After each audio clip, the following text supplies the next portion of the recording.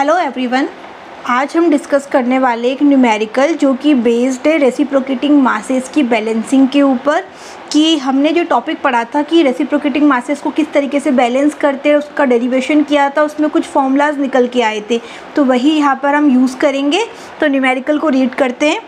A single cylinder reciprocating engine has speed 240 RPM। कितना दे रखा है स्पीड आपको? 240 RPM। डेट मीन्स आपको दे रखा है एन की वैल्यू, एन आपको दे रखा है 240 RPM। तो यहाँ से एन दे रखा है तो आप ओमेगा निकाल सकते हो, तो मैं अभी यहीं पे ही निकाल दूँ तो क्या हो जाएगा 2 पाई एन कितना है 240/60। तो इसको अगर आप सॉल्व करोगे तो आपके पास में वैल्यू आएगी 25.12। क्लियर? एंड यूनिट मेंशन करना मत भूलना, रेडियन पर सेकंड। क्लियर? अब देखो आगे क्या दे रखा है, स्ट्रोक 300 mm। स्ट्रोक मतलब क्या हो गया कि आपको जो डिस्टेंस दे रखी है वो x की, वैसे वो कोई फॉर्मूला में यूज़ नहीं आएगी, लेकिन फिर भी आपको दे रखा है तो आप एज इट इज़ उसको मेंशन कर दो। क्लियर? एंड हर चीज़ को जब आप मीटर में करोगे तो इसको भी आप मीटर में कर लो। एंड नेक्स्ट हमें दे रखा है mass of reciprocating parts 50 kg। मतलब रेसिप्रोकेटिंग जो पार्ट्स है उसका मास हमें गिवन है 50 kg, मतलब कि हमें m गिवन है स्मॉल m। ठीक है, अगर आपने इससे पहले वाला वीडियो देखा होगा तो आपको पता होगा कि m1 क्या होता है।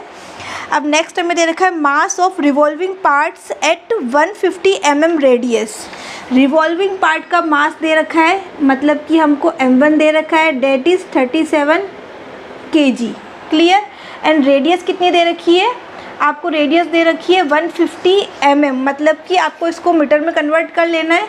तो ये जो है वो आपको r पे दे रखा है, r कितना है 150 mm, तो आप इसको कर लो 0.15 मीटर। क्लियर? अब नेक्स्ट हमें क्या दे रखा है, if 2/3 of the reciprocating parts and all the revolving parts are to be balanced। अब रेसिप्रोकेटिंग पार्ट्स कितना बैलेंस करना है? 2/3, मतलब कि हमें यहाँ पर c की वैल्यू दे रखी है 2/3, मतलब कि 2/3, और रेसिप्रोकेटिंग पार्ट्स की दे रखी है और रिवॉल्विंग पार्ट्स को पूरा बैलेंस करना है। अब हमें फाइंड लिखा है, find the balance mass required at a radius of 400 mm। हमें क्या पूछा है? बैलेंस मास की वैल्यू पूछी है। बैलेंस मास क्या हमने शो किया था? कैपिटल B से शो किया था। तो हमें फर्स्ट पॉइंट क्या पूछा है? बैलेंस मास पूछा है। Clear? And at a radius of 400 mm। Balance mass की जो रेडियस को हम जो शो करते हैं वो किससे करते हैं? स्मॉल b से, और वो कितना दे रखा है आपको? 400 mm। इसको भी आप कन्वर्ट कर लो 0.4 मीटर, ये आपको निकालना है। एंड सेकंड पॉइंट क्या है? The residual unbalanced force when the crank has rotated 60 degree from inner dead centre. मतलब कि आपको यहाँ पर एंगल गिवन है, और एंगल कौन सा है? ये थीटा। आ रही बात समझ में? तो आपको अनबैलेंस फोर्स निकालना है जब आपका क्रैंक एंगल कितना है 60 डिग्री। तो आपको सेकंड पॉइंट यहाँ पे मेंशन कर दो, थीटा निकालना है आपको, सॉरी थीटा आपको गिवन है और आपको निकालना है unbalance force. Clear? I hope आपको समझ में आ गया होगा कि हमें न्यूमेरिकल में क्या क्या चीज़ें गिवन है और क्या हमें निकालना है। तो बहुत सिंपल न्यूमेरिकल है, हम जस्ट यहाँ पे फॉर्मूला पुट करेंगे एंड देन उसमें वैल्यूज़ डालेंगे और हमारा आंसर आ जाएगा।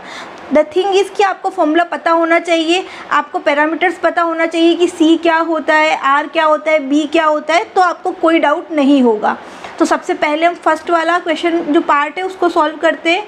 हम क्या करेंगे? B निकालेंगे। तो हमने एक फॉर्मूला पढ़ा था, CMR + M1R = BB। क्या पढ़ा था हमने? CMR + M1R = BB। M1R क्यों लगाया है? क्योंकि यहाँ पर रेसिप्रोकेटिंग के साथ में रिवॉल्विंग पार्ट्स का भी दिया हुआ है मास, इसलिए हमने M1R लगाया है। अगर हमें M1 गिवन नहीं होता क्वेश्चन में तो हम ये नहीं लगाते, हम डायरेक्ट क्या लिखते? CMR = BB। क्लियर? अब कुछ नहीं करना है, जस्ट वैल्यूज़ को पुट करना है। तो वैल्यूज़ पुट करते हैं यहाँ पर। C कितना दे रखा है आपको? 2/3। M की वैल्यू दे रखी है आपको 50, R की वैल्यू दे रखी है आपको 0.15। मीटर में कन्वर्ट कर लेना, नहीं तो क्या होता है मिस्टेक हो जाएगी। ये हो गया प्लस M1R m1 r की वैल्यू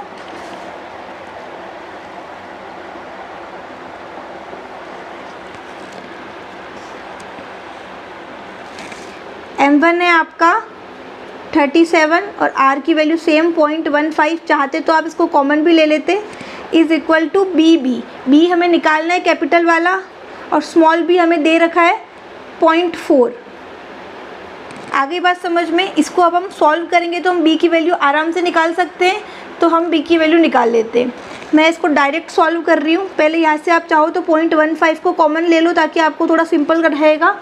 तो इसको मैंने कॉमन ले लिया, तो क्या बचा ब्रैकेट में 2/3 मल्टीप्लाई में 50 plus 37 and is equal to b multiply में 0.4। अब b निकालना है तो 0.4 को भी इस पूरे डेटा के नीचे लेके जाओ, सॉल्व करो तो अप्रॉक्सीमेट वैल्यू आएगी आपके पास में 26.375। तो आप 26.38 उसको लिख लो, ठीक है। तो ये आपका क्या निकल के आ गया, b की वैल्यू आपकी निकल के आ गई है। क्लियर। तो हमसे फर्स्ट पार्ट में यही वैल्यू पूछी थी, तो ये मैंने निकाल लिया है, मतलब कि हमारा हाफ क्वेश्चन हो गया है। अब नेक्स्ट हमें सेकंड क्या पूछा गया है, सेकंड पूछा गया है अनबैलेंस फोर्स को। तो अनबैलेंस फोर्स क्या होता है हमारा, एक फॉर्मूला हमने निकाला था m omega square r under root 1 minus C square cos square theta plus C square sine square theta. ये फॉर्मूला हम निकाल चुके थे, मैंने बोला था कि ये न्यूमेरिकल में काम आएगा उस टाइम पर भी, तो ये आपको याद होना चाहिए। तो यहाँ पर क्या करना है, सारी वैल्यूज़ हमें रखनी है। हमारे पास में m भी है, ओमेगा भी है, r भी है, c भी है, थीटा भी है। थीटा में दे रखा है यहाँ पर 60 डिग्री, तो हम सारी वैल्यूज़ को यहाँ पर पुट करते हैं। m कितना दे रखा है आपको 50, ओमेगा आप निकाल चुके हो 25.12 का स्क्वायर, देखो यहाँ पे निकाला था। r आपने दे रखा है 0.15 मल्टीप्लाई में अंडर रूट की वैल्यू यहाँ पे लिख देती हूँ ताकि थोड़ा स्पेस रहेगा। 1 माइनस सी का स्क्वायर, सी कितना है 2/3 कॉस स्क्वायर थीटा कितना दे रखा है 60 डिग्री प्लस 2/3 का square sine square 60 degree. Clear, यही करा है। अब आप चाहो तो पहले इसको सॉल्व कर लो, इसको सॉल्व कर लो, पर मैं हमेशा क्या करती हूँ, एक ही बार में कैलकुलेटर में वैल्यू डाल के सॉल्व कर लेती हूँ। तो आप भी वैसा ही कर लेना, और अगर नहीं तो आप इसको पहले इसको सिंप्लीफाई कर लो, इसको सिंप्लीफाई कर लो, देन उसका रूट ले लो एंड देन उसको सॉल्व कर लो, जैसा आप करना चाहो। अब कैलकुलेशन किस तरीके से करनी है वो सबका अलग अलग अपना नज़रिया होता है, किसको क्या ईजी रहता है, तो वो आप पर डिपेंड करता है। लेकिन हाँ, मिस्टेक मत करना, वो वे यूज़ करना जिसमें कि मिस्टेक होने के चांसेस आपके अकॉर्डिंग कम हो, ठीक है। तो मैंने इसको डायरेक्ट सॉल्व किया है, तो मेरे पास में वैल्यू आई है 2843.9। तो मैं इसको राउंड फिगर में लिख देती हूँ 2844 एंड अनबैलेंस फोर्स है तो यूनिट क्या आएगी, न्यूटन। तो ये मैंने क्या निकाल लिया है, अनबैलेंस फोर्स। तो ये भी मेरा क्या हो गया है, एक आंसर हो गया है। तो मैंने दोनों पार्ट सॉल्व कर लिए। न्यूमेरिकल पढ़ने में लगता है कि यार क्या क्या दे रखा है, लेकिन सॉल्व करने जाओगे तो अगर कॉन्सेप्ट पता है, फॉर्मूला पता है, तो कुछ भी दिक्कत नहीं आएगी, बहुत इजी लगेगा। और यही चीज़ अगर आपने वीडियोस पहले वाले नहीं देखे तो आपको लगेगा कि क्या हो गया है, ये इक्वेशन कहाँ से आई, ये इक्वेशन कहाँ से आई, what is small B, what is capital B, हर चीज़ में कन्फ्यूज़न रहेगा। तो सबसे पहले अपना कॉन्सेप्ट क्लियर करो एंड देन उसके बाद में न्यूमेरिकल सॉल्व करो, तो कहीं दिक्कत नहीं आएगी।